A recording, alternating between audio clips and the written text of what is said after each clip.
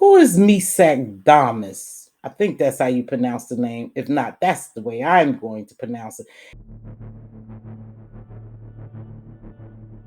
Man convicted of murder of his wife and five children at their home in Collier County, Florida in 2009.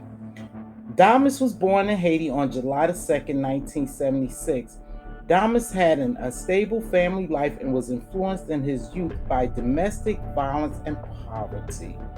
He was raised an evangelical Christian by his mother and father until the age of 10 when his parents decided to leave Haiti and relocate to the United States, leaving him behind with extended family members who practiced Haitian voodoo.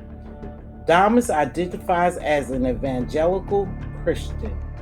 At the age of 19, Damas decided that he was going to leave Haiti and relocate to the United States as well. That's where he lived ever since. At the time of his murders, Damas was 33 years old and worked as a chef at a local ale house. He described himself as, quote, the best of the best in his line of work.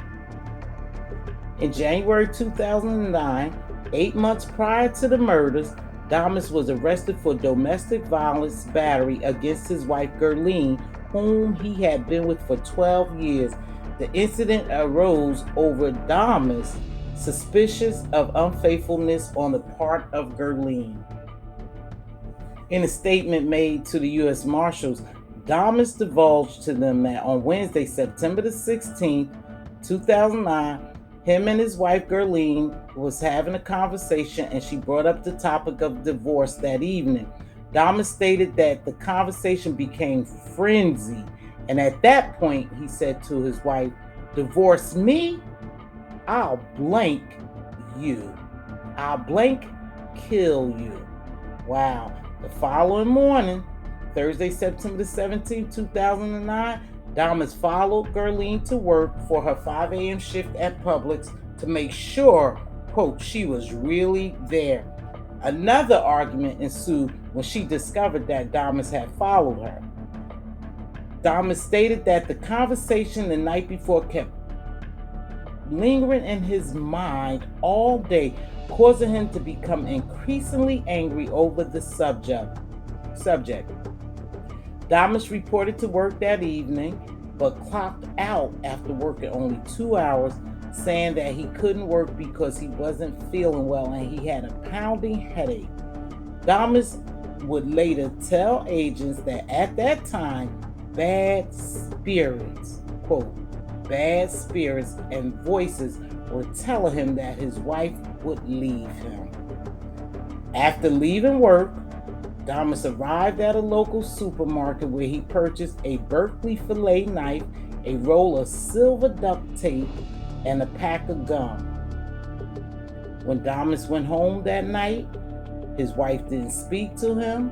The only thing she asked him was for him to sign her immigration papers, and she also stated that she was still going to leave him.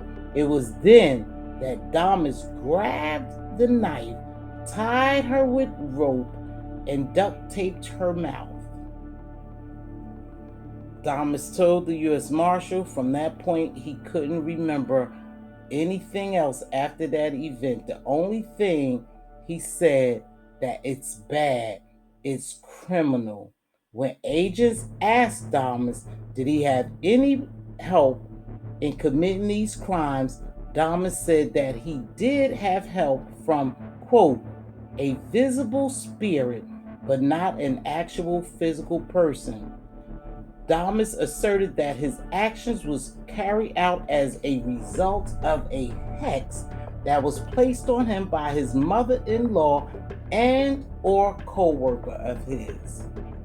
After the murders that morning, Damas remained in the house until 7 a.m. the following day, thinking about how he was going to kill himself. He then changed his clothes, packed a suitcase, and drove to Miami International Airport. On Saturday, September the 19th, the family of Gerline contacted the Collier County Sheriff's Office to file a missing persons report, as they had not heard from Gerline since Thursday, September the 17th, and she had not reported to work. At 7:03 that evening, deputies arrived at the Damas family residence to conduct a welfare check on Gerline and her 5 children. It was at that point the deputies entered the residence and noticed what appeared to be blood leaking from a closed door underneath the stairs, with a floor rug pushed against it to cover the space between the bottom of the door and the tile floor beneath it. The residence was then secured as a homicide scene. Deputies pried open the locked door and found the body of Gerline on the floor of a small bathroom, face down in a large pool of dry blood, with a black trash bag over her head and her limbs bound with duct tapes. Deputies then discovered the body of Mz.Damas in a second-floor bathroom, face down on a mattress atop of an area of dry blood.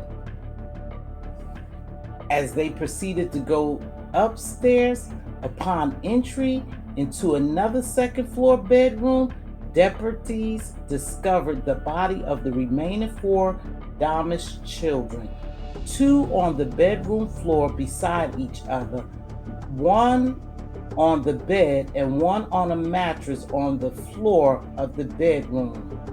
All 4 sustained sharp force injuries to the necks. So now Mr. Damas decides that he was going to fly to Haiti to say his goodbyes to his family. On the morning of Friday, September the 18th, Mr. Damas went to Miami International Airport, purchased a ticket for a one-way flight to Port-au-Prince, Haiti. When he arrived at 10:50 a.m. the same day, the same day, Damas would later state to the U.S. Marshals that he had flown to Haiti to say goodbye to his family because he knew what he did was wrong and that he didn't deserve to live. On September the 22nd, a warrant was signed by a Collier County judge for the arrest of Mz.Damas for the murder of his wife and 5 children. On September the 23rd, Damas was apprehended by the United States Marshal Service agents in Port-au-Prince, Haiti. Damas voluntarily provided a lengthy statement to agents at that time, saying, amongst other things, "I know what I did was wrong. Bad spirits made me do it." And asking agents, "You think I want to live after what I did?" In a statement to the Naples Daily News the same day, Damas admitted to the murders of his wife and 5 children and said that he wished to receive the death penalty for his crime. Damas was transported back to Collier County by the U.S. Marshal Services, where he was incarcerated and held with no bond. Now, this is where they test him for competency. Between September 2010 and March 2011, 3 experts were appointed by the court to evaluate Damas' competency, resulting in a June 2011 court order finding him competent to proceed. Despite this, competency issues persisted as the case proceeded and as Damas' behavior became more bizarre.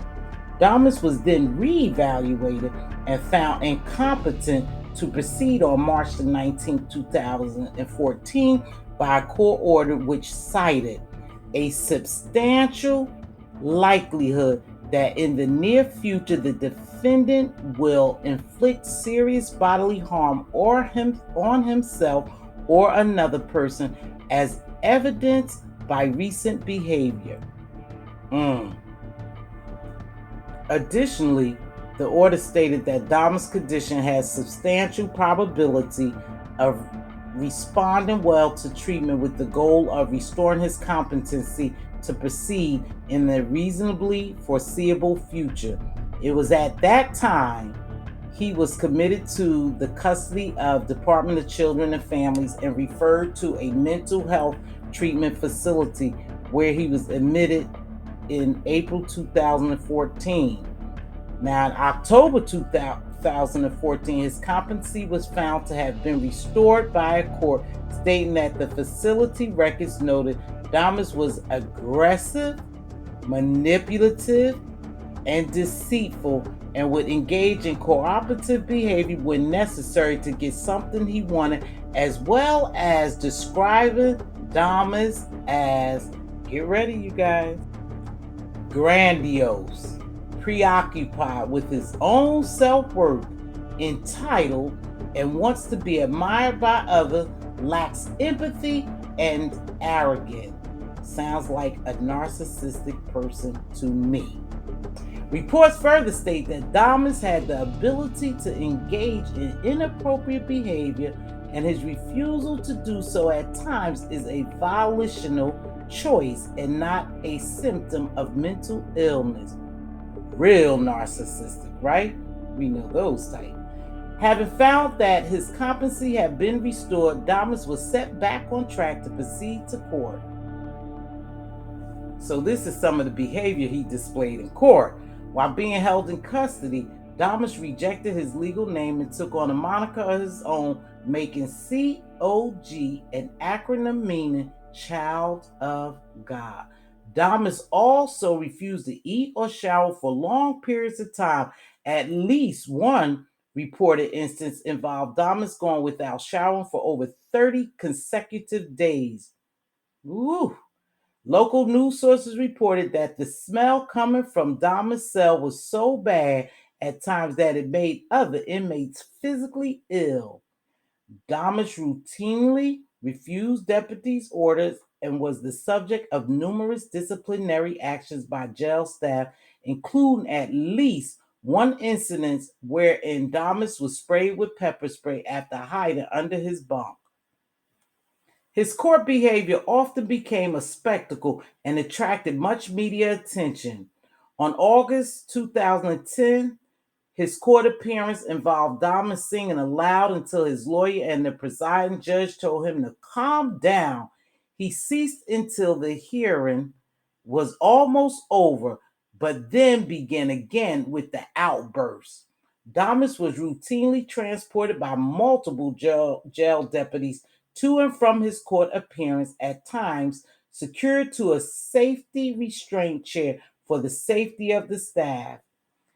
As the case proceeded, Damas' courtroom behavior became generally less disruptive, but not necessarily any more cooperative. At nearly every court appearance attended by Damas in 2017, he could be seen sitting silently with his head resting on the table, possibly asleep. At the beginning of the June 23rd, 2017 hearing, Damas unexpectedly rose to his feet and stated in an open court that he wanted to discharge his attorneys and represent himself, and pled guilty to the charges against him.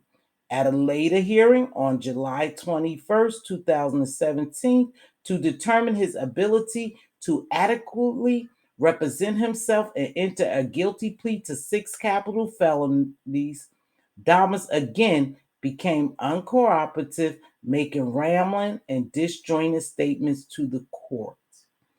At one hearing on October the 17th, Damas handwrote a note to the presiding judge which read, "Go ahead, continue your work. May my blood be upon your shoulders." Signing the note, COG. Wow. The deposition. On September the 5th, 2017, Mz.Damas pled guilty to all 6 counts of first-degree premeditated murder.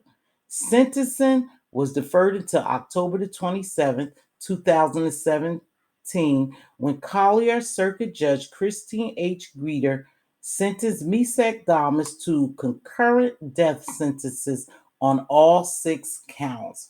In January 2019, the Supreme Court affirmed the original sentence, confirming 6 death sentences. Thanks for watching. This was a horrific story. Please comment below and let me know your thoughts.